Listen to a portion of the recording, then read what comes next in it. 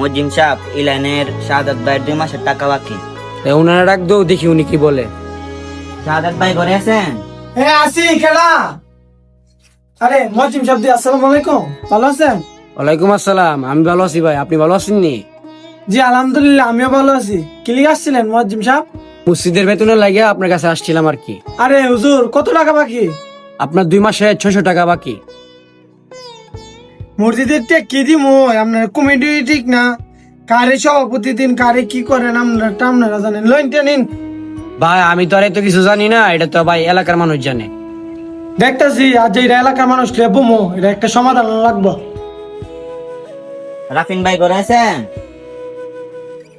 আসসালামু আলাইকুম মজিদ সাহেব, ভালো আছেন? ওয়ালাইকুম আসসালাম, জি ভালো আছি, আপনি ভালো আছেন? আরে মজিদ সাহেব, বুঝছি মসজিদের বেতন।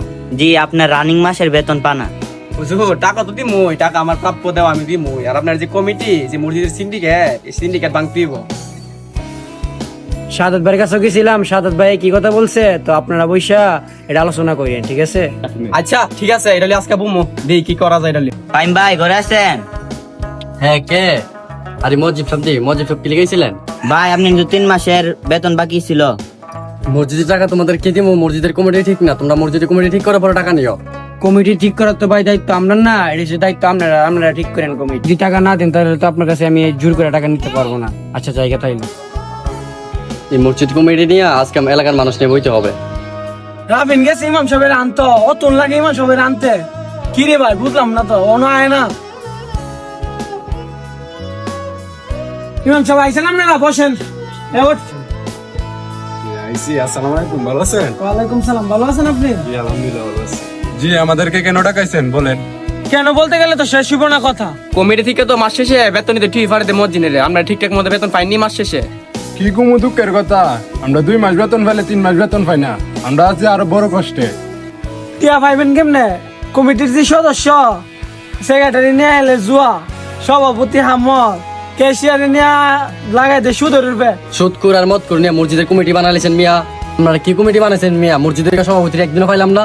ভাই এইসব তো আমাদের বলে লাভ নাই, কমিটি তো ভাই আপনারা বানাইছেন।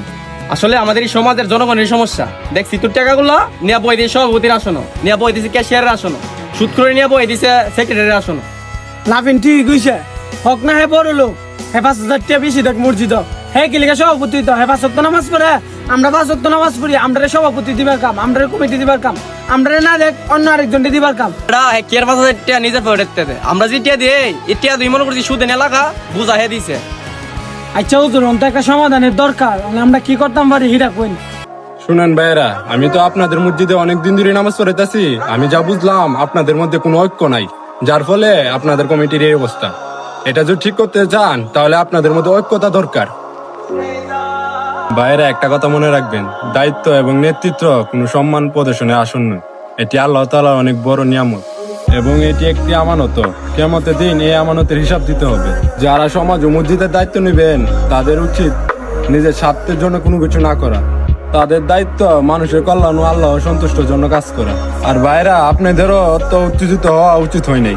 আপনাদের গাফিলতির কারণে তো ওরা এই চেয়ারে বসতে পারছে। এখন আপনাদের উচিত কোনো যোগ্য ব্যক্তিকে এই আসনে বসানো, যাতে করে আপনাদের এই এলাকা সুশৃঙ্খল থাকে।